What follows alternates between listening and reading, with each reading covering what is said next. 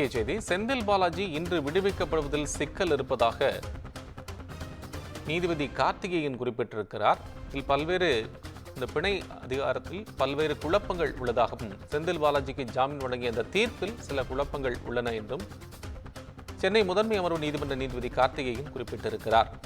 அதனால் செந்தில் பாலாஜி இன்று விடுவிப்பதில் சில சிக்கல் இருப்பதாக கூறப்படுகிறது. பிணை உத்தரவாதங்களை நீதிமன்றத்தில் தாக்கல் செய்ய வேண்டாம், விசாரணை அதிகாரி முன்பு தாக்கல் செய்யுங்கள் என்றும், பிணை உத்தரவாதங்களை நீதிமன்றத்தில் தான் தாக்கல் செய்ய வேண்டும் என உச்சநீதிமன்ற தீர்ப்பில் குறிப்பிடவில்லை என்றும் நீதிபதி கார்த்திகேயன் குறிப்பிட்டிருக்கிறார். விவரங்களை தலைமை செய்தியாளர் சிவா கூடுதலாக வழங்கிட கேட்கலாம். என்ன விவரம் சிவா?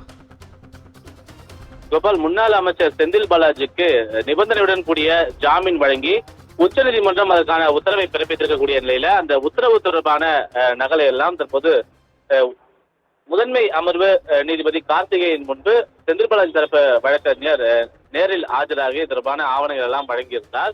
குறிப்பாக முதன்மை அமர்வு நீதிமன்றம் தான் முன்னாள் அமைச்சர் செந்தில் பாலாஜி நீதிமன்ற காவல் நீட்டித்து ஒவ்வொரு முறையும் உத்தரவை பிறப்பித்து வருகிறது. இந்த நிலையில அவர் நீதிமன்ற காவல் நீட்டிக்கப்பட்ட அந்த உத்தரவில் தான் தற்போது வரை இருக்கிறார். இந்த நிலையில அவர் வெளியே வர வேண்டும் என்றால் முதன்மை அமர்வு நீதிமன்றத்தில் உச்சநீதிமன்றத்தினுடைய தீர்ப்பின் நகலை எல்லாம் நேரடியாக தாக்கல் செய்த பிறகு முதன்மை அமர்வு நீதிமன்றம் கொடுக்கக்கூடிய வழிகாட்டுதலின்படியும் செயல்பட வேண்டும் என்பது சட்ட விதிகளாகவே பார்க்கப்படுகிறது. அந்த அடிப்படையில தற்போது முதன்மை அமர்வு நீதிமன்றத்தில் உச்சநீதிமன்றத்தினுடைய தீர்ப்புக்குரிய அந்த ஆவணங்களை எல்லாம் செந்தில் பாலாஜி தரப்பு வழக்கறிஞர் நேரில் ஆஜராகி தாக்கல் செய்யும் போது நீதிபதி பல்வேறு ஒரு கருத்துக்களை தெரிவித்திருக்கிறார். இந்த கருத்தில் தான் உச்சநீதிமன்றத்தினுடைய தீர்ப்பு தொடர்பான ஆவணங்கள் அனைத்தையும் விசாரணை அதிகாரி முன்பு தாக்கல் செய்யுங்கள் என்ற ஒரு கருத்தினை அவர் தெரிவித்திருக்கிறார். குறிப்பாக இதற்கு செந்தில் பாலாஜி தரப்பு கடுமையான ஆட்சேபம் தெரிவித்தது மட்டுமில்லாமல் 15 மாதங்கள் போராடிய பிறகு ஜாமீன் வாங்கியிருந்தால் இங்கு கொடுக்க முடியாது என்று சொல்வதில் நியாயம் இல்லை என்று தங்களுடைய வாதங்களை முன்வைத்திருக்கிறார். அது மட்டுமல்லாமல்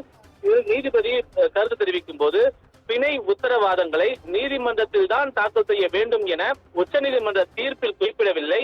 எனவே அவர் தெரிவித்திருக்கக்கூடிய கருத்தின்படி உச்சநீதிமன்ற தீர்ப்பில் பல்வேறு முரண்கள் இருப்பதாக நீதிபதி கார்த்திகேயன் தன்னுடைய கருத்தில் குறிப்பிட்டிருப்பதாகவே இதனை புரிந்து கொள்ள முடிகிறது. இதற்கு செந்தில் பாலாஜி தரப்பு ஆஜரான வழக்கறிஞர் தெரிவிக்கும் போது விசாரணை அதிகாரி முன்பு இந்த நேரத்தில் பிணைக்கான உத்தரவாதத்தை எப்படி தாக்கல் செய்ய முடியும் என்ற ஒரு கருத்தினை அவர்கள் தெரிவித்திருக்கிறார்கள், தங்களுடைய வாதமாக முன்வைத்திருக்கிறார்கள். அது மட்டுமல்லாமல் செந்தில் பாலாஜி இன்று வெளியே வரக்கூடாது என முடிவு செய்துவிட்டதை போல் செயல்படுவதாகவும் தங்களுடைய வாதங்களை காரசாரமாக நீதிமன்றத்தில் முன்வைத்திருக்கிறார்கள். குறிப்பாக உச்சநீதிமன்றம் பிணை தொகையாக 25 லட்சம் ரூபாயை செலுத்த வேண்டும் என்று தெரிவித்ததை அடுத்துதான் இந்த பிணை தொகையை செலுத்துவதற்காக அந்த மனுக்களை எல்லாம் தாக்கல் செய்வதற்காக முதன்மை அமர்வு நீதிமன்றத்தில் செந்தில் பாலாஜி தரப்பு வழக்கறிஞர் தாக்கல் செய்ய முற்பட்ட போது இது தொடர்பான ஒரு கருத்துக்களை தற்போது நீதிபதி கார்த்திகேயன் தெரிவித்திருக்கிறார். விசாரணை அதிகாரி இந்த வழக்கை யார் விசாரித்து வருகிறார்களோ அவர்களிடம்தான் இந்த பிணை தொடர்பான ஆவணங்களை எல்லாம் தாக்கல் செய்ய முடியும் என்று அவர் தெரிவித்திருக்கக்கூடிய இந்த கருத்து செந்தில் பாலாஜி தரப்பு வழக்கறிஞர்களிடையே ஒரு காரசாரமான ஒரு விவாதத்தையும் வாதங்களையும் முன்வைக்கக்கூடிய ஒரு வகையிலேயே இருக்கிறது. இன்று மாலை செந்தில் பாலாஜி நிபந்தனை ஜாமீனில் வெளியே வருவார் என்று எதிர்பார்க்கப்பட்டிருக்கக்கூடிய நிலையில அவர் வெளியே வருவதில் இதன் மூலமாக சிக்கல் ஏற்பட்டிருப்பதாக தற்போதைய தகவல் வெளியாகி இருக்கிறது. தொடர்ந்து இந்த விசாரணை என்பது சென்று கொண்டிருக்கக்கூடிய நிலையில இது தொடர்பான உரிய ஆவணங்களை விசாரணை அதிகாரியிடம் தாக்கல் செய்ய வேண்டும் என்று நீதிபதி தெரிவித்திருக்கக்கூடிய இந்த கருத்து என்பது தற்போது வரை அவருடைய கருத்தாக மட்டும்தான் இருக்கிறது. ஆனால் முழுமையாக இந்த விசாரணையுடைய வாதங்கள் என்பது தொடர்ந்து நடைபெற்றுக் கொண்டிருக்கின்றது. கோபால், அண்மை விவரங்களுக்கு நன்றி சிவா.